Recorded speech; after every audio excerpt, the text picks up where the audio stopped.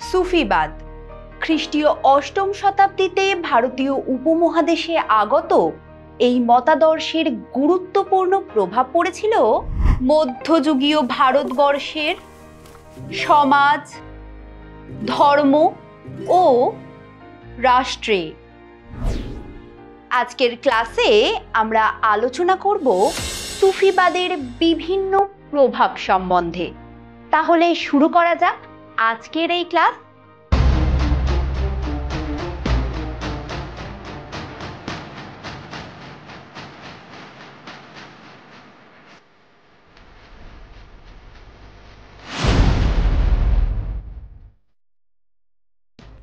ক্লাসের শুরুতেই আমরা যে প্রভাবটির দিকে চোখ রাখব তা হলো সুফি দর্শনের মাহাত্ম্য। আসলে সুফি সাধকদের সরলতা, আড়ম্বরহীন জীবনযাত্রা, ভগবত প্রেম, মানবতাবাদ মুগ্ধ করেছিল সাধারণ মানুষকে।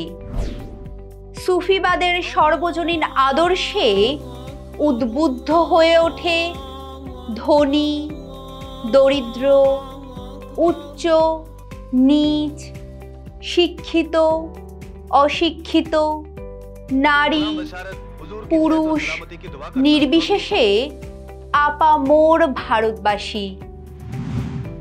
একজন ব্যক্তির সকলের উদ্ধারের জন্য প্রার্থনা করা উচিত, সেখানে কোনরূপ বৈষম্য করা উচিত নয়।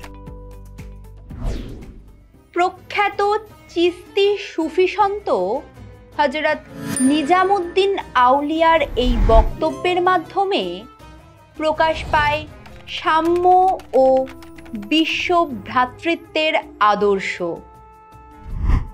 হ্যাঁ, এটাই হলো সুফিবাদের দ্বিতীয় প্রভাব। বুঝতে কি একটু অসুবিধা হলো? আচ্ছা, সহজ করে বুঝিয়ে দিচ্ছি। সুফিবাদের প্রভাবে তৎকালীন সমাজে প্রশমিত হয়েছিল ধর্মীয় উত্তেজনা। আসলে সৌভ্রাতৃত্বের প্রচারক সুফি সাধকরা ছিলেন সামাজিক মেলবন্ধনের দূতস্বরূপ। ফলে তথাকথিত নিম্নকোটির অসহায়, অবহেলিত ও অস্পৃশ্য মানুষ সুফিবাদের প্রতি আকৃষ্ট হন। আত্মার শুদ্ধির জন্য সমস্ত পাপাচরণকে পরিত্যাগ করা উচিত। উক্তিটি স্বনামধন্য সুরাবর্দী সম্প্রদায়ের সাধক বাহাউদ্দিন জাকারিয়ার। ঠিক এমনভাবেই চারিত্রিক ও নৈতিক পবিত্রতায় বিশ্বাসী সুফি সাধকগণ দান করতেন নৈতিক শিক্ষা। তারা সুরাপান, কৃতদাস প্রথা, জুয়া খেলা ইত্যাদি সামাজিক ও নৈতিক অবক্ষয়ের বিরুদ্ধে তীব্র প্রতিবাদ করেছিলেন এবং মানুষকে পথ দেখিয়েছিলেন মোক্ষ লাভের। চলে আসব নেক্সট পয়েন্টে, যেটা হলো শিক্ষাদান। বস্তুত তৎকালীন ভারতে সুফিবাদ শুধু ধর্মকেই প্রভাবিত করেনি, তা স্পষ্ট ছাপ ফেলেছিল শিক্ষাক্ষেত্রেও। সুফি খানকাগুলি কেবলমাত্র ধর্মচর্চার প্রতিষ্ঠান হিসেবে সীমাবদ্ধ ছিল না, সেগুলি হয়ে উঠেছিল বিদ্যাচর্চা ও জ্ঞানান্বেষণের অন্যতম কেন্দ্র। এই সমস্ত দরগা বা খানকাগুলিতে নিয়মিত শিক্ষাদান করা হতো।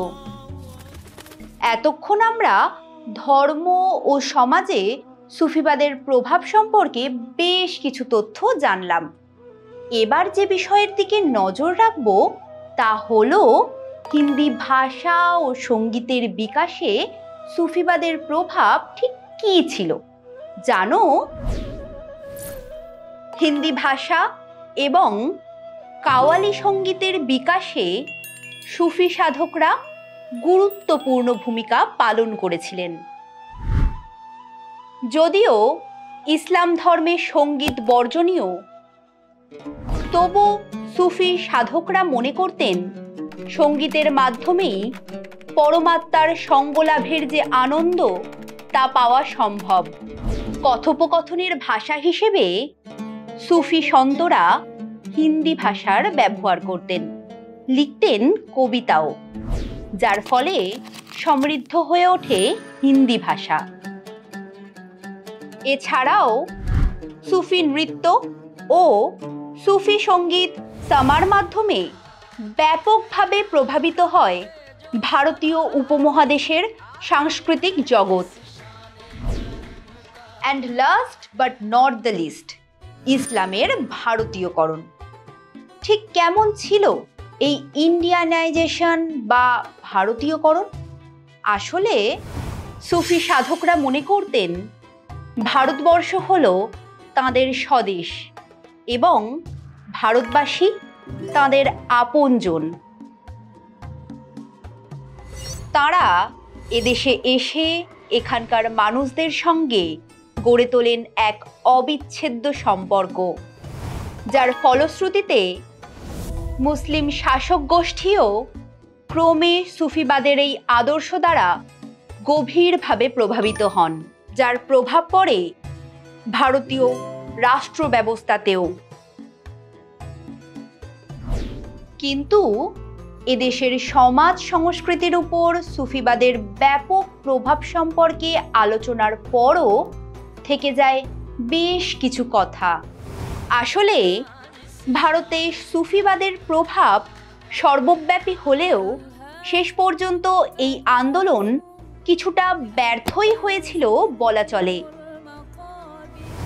এর পশ্চাৎপটে কয়েকটি কারণের অবতারণা করেছেন প্রখ্যাত অধ্যাপক কে.এম. আশরাফ।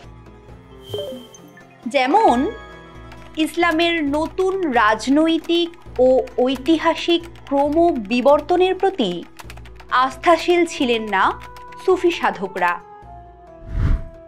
তারা অধিকাংশই সুলতান তথা কায়েমি শক্তি থেকে দূরে থাকার পথ বেছে নিয়েছিলেন। অন্যদিকে সুফি সাধকরা সমাজের বেশ কিছু পরিস্থিতিতে থেকেছেন নীরব। শক্তিশালী শাসক গোষ্ঠী বা যারা মুসলিম সমাজকে ভুল পথে চালিত করছে তাদের বিরুদ্ধে কোনো প্রতিবাদ করেনি সুফিরা। সর্বোপরি কোরআনের বাণী বা প্রচলিত ঐতিহ্যকে নির্দিষ্ট অর্থের সীমা ছাড়িয়ে গভীর ব্যঞ্জনায় তুলে ধরতে উৎসুক ছিলেন সুফি সন্তরা। ফলে গোঁড়া মুসলিমদের প্রচলিত ধর্মতত্ত্বের আক্ষরিক ভাষ্যের কাছে সুফি ধর্মমত ক্রমে শিথিল হয়ে পড়ে। তবে এই আপাত ত্রুটি বিচ্যুতিগুলি ধরে থাকলে জীবন চলে না। তাই আলোচনায় ইতি টানার আগে এটাই বলবো যে একদিকে যেভাবে সুফিবাদে প্রচারিত আদর্শ যেমন উদারতা, বৈরাগ্য ইত্যাদি দ্বারা আকৃষ্ট হয়েছিল সাধারণ মানুষ, ঠিক সেভাবেই সুফিবাদ শিক্ষা দিয়েছিল সামাজিক সাম্য ও সহনশীলতার। তাই একথা অবশ্যই সত্যি যে মধ্যযুগীয় সমাজ ব্যবস্থায় সুফিবাদ ক্রিয়াশীল ছিল সামাজিক শক্তিরূপে।